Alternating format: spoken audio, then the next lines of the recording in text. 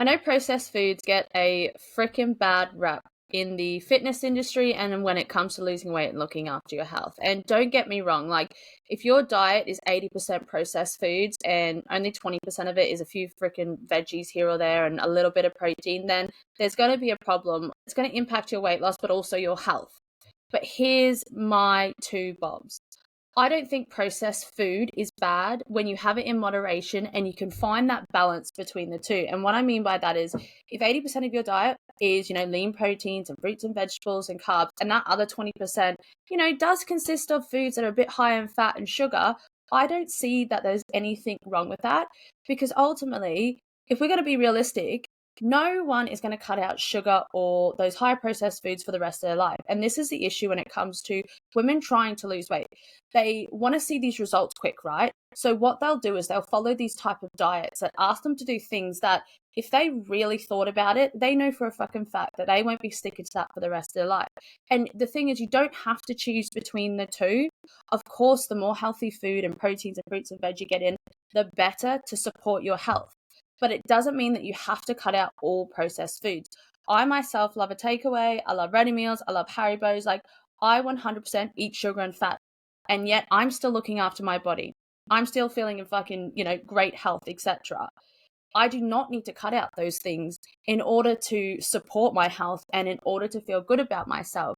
And it really bloody bugs me when you get people who comment on potentially what you're eating or saying, oh, there's so much sugar in that, or there's so much fat. And I think, hun, what does your diet look like? Do you know what I mean? Like, you're probably smashing a couple of bottles of wine each week. People are bloody smoking like a chimney and still commenting on the fact that something has a little bit of sugar in it, or the fact that maybe they're eating way too much in general, or they're not exercising.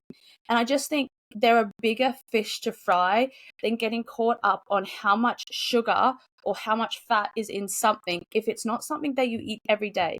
If it's something that you eat in a blue moon. Because here's the thing, like for me, food, I fucking love it, all right? And it makes me happy. So if there's 20% of the time that I can indulge in those higher processed foods, I'm going to do it because I enjoy it. But finding that moderation and finding the balance between the two is key. And I don't want you to be scared of having higher processed foods that contain a bit more fat or a bit more sugar, just because you're worried about, ruining your diet, or you're worried that you're not going to be looking after your health, because you can absolutely be looking after your health and still enjoy those more indulgent things in life, because we're human. And that is what life is for. There's so many occasions where a lot of our best memories may be based around going out for a meal with our family, or like with your family, you might actually have a nice big takeaway on a Friday night, and that's the way that you bond. And to think that you would have to remove all that or like cut that out just because you were either trying to lose weight or you thought that it wasn't going to be good for your health is fucking sad. And you don't need to do that. If you're having a takeaway every single freaking day, okay? If you're eating a bag of Haribos every single day, like, if you're eating freaking Kentucky Fried Chicken every single day, whatever it is, then yeah, of course, that is not going to be helpful to your health nor your weight loss journey. But if it's something that you do once a week or maybe twice a week, then there is nothing wrong with that. And like the thing is with this is that like I'll eat sausages, right? I know there's fat in sausages, they're extra fatty. But the rest of my diet is freaking 80% healthy of lean proteins, fruits and veggies and all that jazz. So I'm not worried about that because I know that I'm looking after my health. I'm doing my strength training, my steps, and all the bloody other shit that comes with looking after your health. And I just don't want women to be scared of enjoying their life or having a cupcake or having a few freaking Haribos because they're worried about the impact that sugar and fat will have on them. Because I think we need to look at the bigger picture. And if you can look at the bigger picture and what you want your life to look like in 6, 12, 18 months' time, and ask yourself this question: is it realistic to think that you will cut out all fat, all sugar for the rest of your life? I bet you freaking bloody 100 pounds that's a solid no. And that is absolutely okay because that's what real life is. We're like fucking normal people here. The food's on offer and we want to eat it. But so long as you're making a conscious decision to, fuel your body with the more nutritious foods that we need in order to stay in good health, most of the time, that other 20% of the time, then you freaking go for gold and you have that.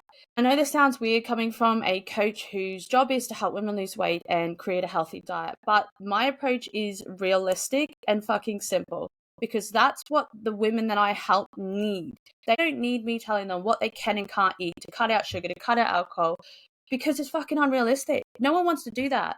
Like, your life will become fucking miserable. If you enjoy those things and you want to keep them in, you absolutely can. But it's about finding the right approach that works for you and finding the approach that allows you to have the best of both worlds, because you do not have to choose when it comes to these things. And that is the message that I'm trying to get across, because I don't want you to feel bad for eating a bit of processed food or a bit too much sugar, a bit too much fat. If you know full well that the rest of your diet consists of healthy foods that are going to support you and your goals along the way. If you want a little bit more help with this, I've got a free training that I've just linked below. It's on how to create a diet that won't fail you to lose a stone in 90 days. It's going to be the best place for you to start. It's going to give you no bullshit fat loss advice, because honestly, that's what I'm about. Like, there's so much information out there and it can be very overwhelming trying to figure out what you should and shouldn't do. And ultimately, my job is to simplify that whole process for you, take away the bullshit, take away the fluff, so that you know exactly what you have to do. And all you have to do is to tick the boxes without feeling restricted, without following 1200 calorie diets, without cutting out alcohol or fucking sugar, because that shit's unrealistic. If you're someone who wants to do all that, that's absolutely fine. Like, I have nothing against that at all. But 99% of the women that I work with don't want to have to cut out all those things, because at some point or another, they do enjoy it. They like a glass of wine, with their friends on the weekend, or they want to have a takeaway with their family. And it can be done, and you can lose weight and you can still be looking after your health. But it's about rewiring that mindset and learning how to create the split of 80% healthy, 20% more indulgent, because when you can do that, that's when the process becomes 10 times easier, and that's when you no longer feel like dieting or looking after your health has to be miserable or fucking boring.